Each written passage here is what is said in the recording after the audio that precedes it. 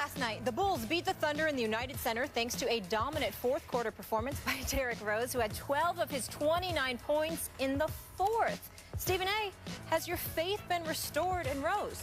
Well, listen, let's be clear about something here. Any faith that I lost in Derrick Rose has very, very little to do with his game. It has to do with his desire to actually play the game of basketball. That's what I've questioned in terms of his quotes. As Joakim Noah would say, says crazy stuff sometimes gets him in trouble. That's what I've been concerned about with Derrick Rose. Certainly the injuries have you concerned, because when you go through the myriad of injuries, and TNT did an exceptional job last night of just doing, giving us an image of all the injuries he has suffered from. It's like, good Lord have mercy, he's got to wake up with pain in some area every single day. It's a miracle that he's still out there playing. But then he still goes out there. Russell Westbrook, his summer partner, he works out with him in the summer. He blew by him on a couple of occasions, took advantages of mismatches when Enes Kanter found himself switched over on Derrick Rose, along with other people. Still 0 for 9 from three-point range on the season, but found his mid-range game. I was impressed by his quickness, his first step, his explosiveness to the basket, his mid-range jumper. I liked all of those things. With Derrick Rose, there's always a question as to how long it can continue because of the injury issue. And it doesn't even have to be a severe one. Because of the multitude of injuries he suffered from, you never know how much the wear and tear of an 82-game schedule could wear on his body. And some days he doesn't seem to have the lift, he doesn't seem to have the speed. But when you see what you saw last night, it reminds you of how great this kid can be when he's got his game going. There's no question in my mind about that. So, one of the things that I said is that if you're Chicago, paying him $20 million this year, paying him $21 million next season, when you think about the possibility of him moving on, I said yesterday specifically on my radio show, I'm like, don't move him now, because he came into last night's game having scored 8 points, Skip, in each of the last 3 games. Well, you don't want to do anything with him when his market is low. What you want him to do is to go out there and play lights out. And then you entertain making a move or making a decision as to whether or not you're going to make the move. Right now, I was impressed with what I saw from him last night. There's no question.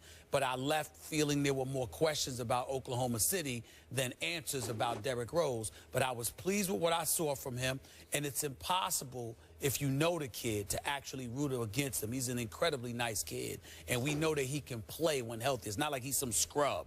He's just been suffering from the injury bug. But I saw what I saw last night, and if he can hit his mid-range game and display that kind of speed, he's going to do damage against an awful lot of guys in the NBA, and I think that it's going to bode well for the Chicago Bulls, because we've been looking at Cleveland, Miami, Washington, and Milwaukee, and we sort of forgot about Chicago because Tom Thibodeau had departed.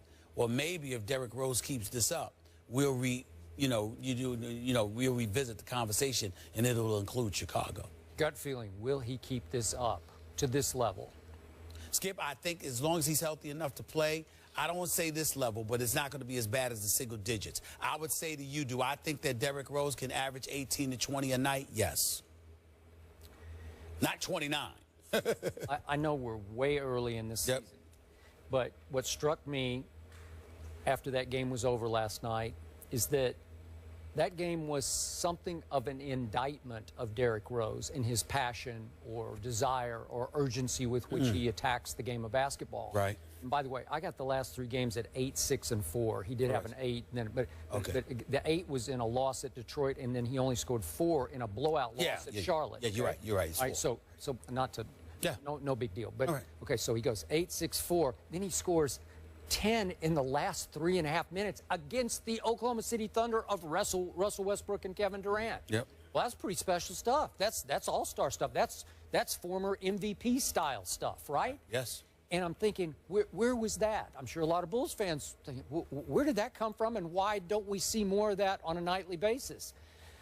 I don't know. He is a good kid. He's also a little strange sometimes, a little hard to read, a little, what are you thinking? He's gotten a bunch of bad breaks with his injuries, obviously.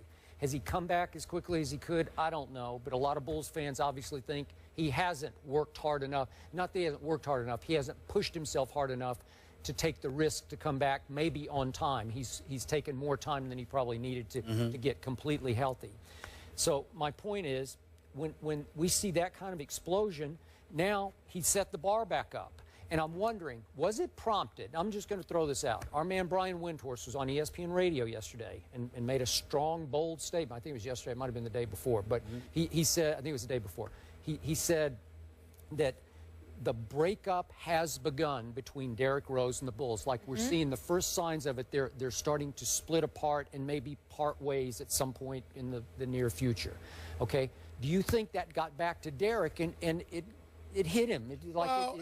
He said, I'm going to watch this. I'm going to give Derrick Rose the benefit of the doubt. That eye injury was legit. Yeah. Look at him, and you can tell how legit I it was. Yeah. When he sits there and says, I'm still seeing double, and you look at his eye, one socket higher than the other, I mean, it's believable, okay? So you take that into account, and you talk about how you just had to sit on the couch for a couple of weeks. You weren't allowed to do anything, and just finding your rhythm, That's and raising your blood pressure up. All of those things are fair, and they're legitimate on his part. So because of that, I can't sit up there and just say, well, he just seemed to work harder in this game than he did in others. He may have been going through things in others that he didn't go through last night. But in the end, Brian Windhorst is absolutely correct.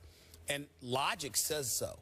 Because if you're the Chicago Bulls moving forward, how can you plan a future with Derrick Rose, considering not only the plethora of injuries he has suffered from and how much he's been debilitated despite his youth, but on top of it all, how so concerned he appears to be about it that he speaks about life beyond basketball seemingly at every turn. If you're the Chicago Bulls, that's not somebody that you can enjoy paying $20+ million to per year. So I think that everybody knows what Brian Windhorst was saying, and I think Brian Windhorst was absolutely right to say so.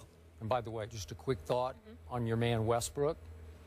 I know they were back-to-back, the Thunder, but he's now 1 for 12 in his last 2 fourth quarters. Just for the record, he only took 4 shots last night and missed all of them, but he made sure his man Kevin Durant took 8 shots and made 4 of them. They were in position at 94 all until Derrick Rose turned back into Derrick Rose, right? Well, they got to figure, in Oklahoma City, they got to figure out some things. But, I mean, the bottom line is Russell Westbrook didn't have the greatest night, and he still finished with 20, 10, and 8. So, I mean, we all know what he could do. And Kevin Durant, we know that he doesn't usually shoot 13 for 29. It's usually it's usually less shots and more made shots than that. So, you know, that's not going to last. But somehow, some way, the Ibakas, the Cantors, the Waiters, you've got to find a way to fit these guys in to a relatively new system that Billy Donovan has employed. So you're going to have to figure that out. 3 games lost late. And the one at Orlando, which I watched, they should have lost it late. And I told you, Russell banked in like a 40-foot three-pointer straight on at the buzzer to send it into overtime. Takes time. Takes time. It was good to see D. Rose back to his old self. Can Andrew Luck bounce back? He replaced Peyton Manning as the Colts quarterback 4 seasons ago. Now Luck leads the league with 12 interceptions. Manning is tied for second with 11. When we return, we'll discuss if Indy made the right decision.